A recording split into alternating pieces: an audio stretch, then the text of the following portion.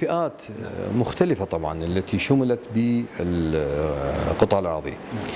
القرار الأخير كان لدى رئيس لجنة السكن السيد المحافظ لشمول الأمراض السرطانية، وهذا أيضا الآن فتح باب استقبال هذه الطلبات اعتمادا على يعني تقرير الصحة وأيضا البيانات الخاصة بالمصاب، وبالتالي سيشملون هؤلاء بأيضا إفراز الخاص بالإفرازات التي تحددها مديرية بلدية البصرة أو مديرية بلديات الأقضية والنواحي.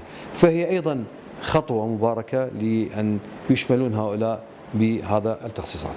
أيضا المتقاعدين طبعا لم ينساهم السيد المحافظ، أيضا شملهم بتخصيص لقطاع الأراضي، وأيضا جرى العمل على استقبال طلباتهم من قبل قسم شؤون المواطنين، وجارية عملية الاستقبال لحد الآن. أيضا سيتم شمولهم بهذه الإفرازات الجديدة التي ستكتمل من قبل مديرية بلدية البصرة ومديرية بلديات المحافظة.